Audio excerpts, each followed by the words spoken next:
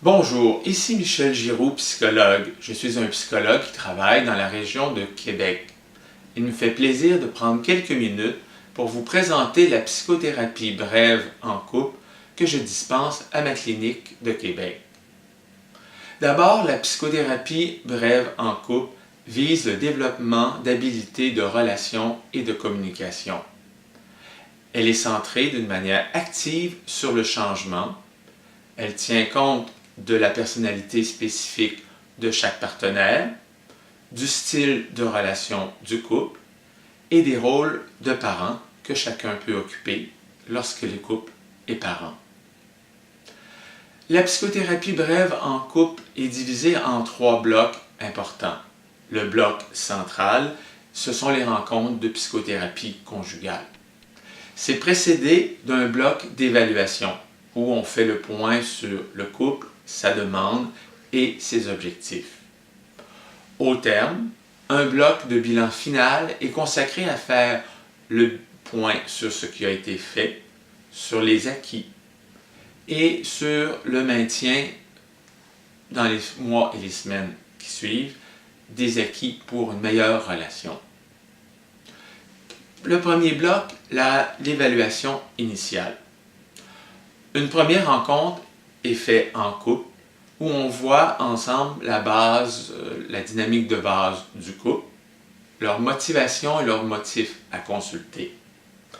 On explore les étapes possibles d'une thérapie brève en couple et le contrat clinique. Par la suite, une entrevue individuelle est consacrée à chaque conjoint, à chaque partenaire. On regarde lors de ces entrevues, bien sûr, leur situation personnelle, leur histoire de relation, c'est-à-dire les relations précédentes, et on aborde le contexte familial, c'est-à-dire là où ils ont appris à être en relation et en tenant compte du couple parental qui est leur premier modèle. Par la suite, une rencontre de couple permet un bilan de la situation conjugale. Un bilan global où on peut voir le degré de satisfaction ou d'insatisfaction face à la vie conjugale et des éléments spécifiques où à travers 25 items, on regarde différentes caractéristiques de la vie de couple qui peut aller autant du côté de la gestion financière commune, de la qualité ou de la quantité des relations sexuelles, de la mode de gestion lorsqu'il y a un conflit, une tension.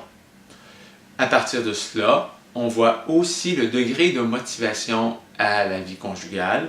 Certains couples sont plus ambivalents, d'autres sont très motivés à s'investir dans une thérapie, d'autres ont le sentiment que le chemin est terminé et ils ont besoin de réaliser leur degré de motivation à la vie de couple et à la psychothérapie. Une fois ce bilan terminé, on entre dans le deuxième bloc, c'est-à-dire la psychothérapie comme telle. Elle peut s'échelonner, cette psychothérapie, entre 12 et 14 rencontres. Nous restons dans le contexte de la thérapie brève. Les entrevues peuvent être soit d'1 heure ou de 2 heures, selon les besoins et certains nœuds que l'on peut avoir à dénouer d'une manière plus intensive en thérapie de couple. L'essentiel du travail en thérapie de couple brève est sur les habiletés à entrer en relation. Les thèmes suivants vont nous guider en cours de route.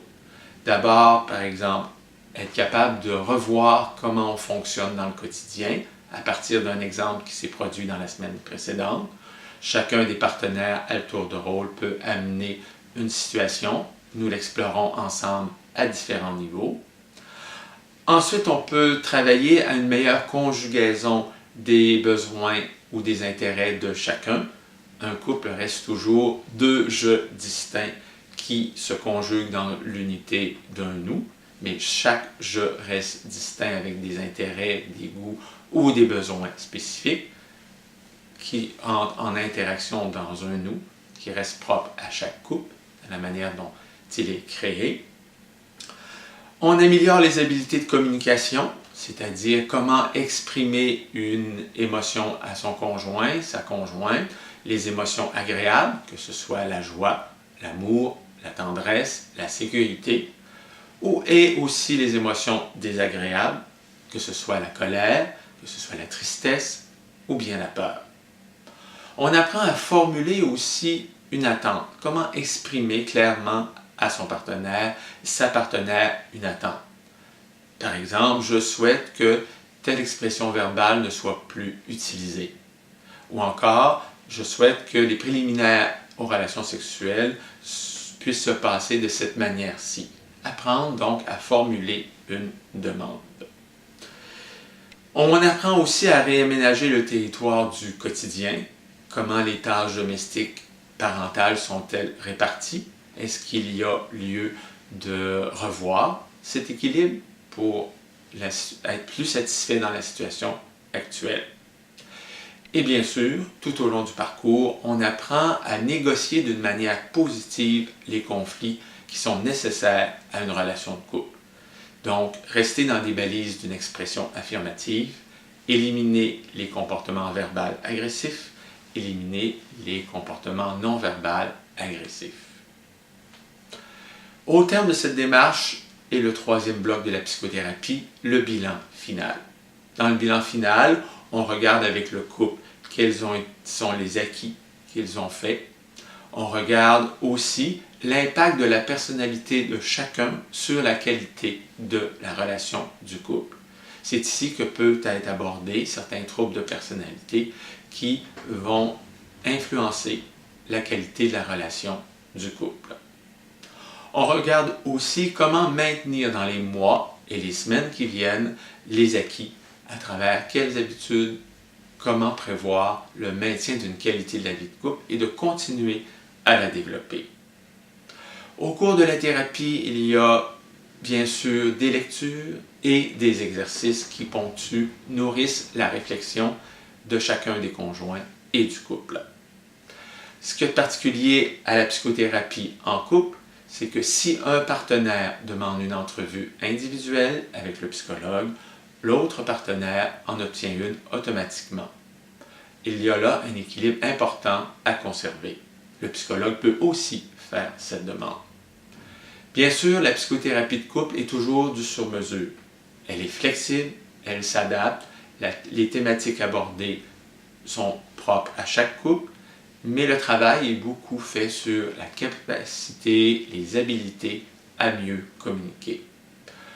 Pour en savoir davantage, vous pouvez visiter mon site web à michelgiroux.net. On y retrouve par écrit des chroniques qui parlent de la qualité de la vie psychologique, de certains modes de relation à l'intérieur d'un couple, que on soit davantage mutuel, évitant, ça peut être des questions qui sont abordées, et des outils sur comment formuler, par exemple, une demande. Il m'a fait plaisir de passer ces quelques minutes avec vous. Au plaisir de vous retrouver dans d'autres chroniques psychologiques sur le même site. Ici, Michel Giroux, psychologue, un psychologue de la ville de Québec. Au plaisir.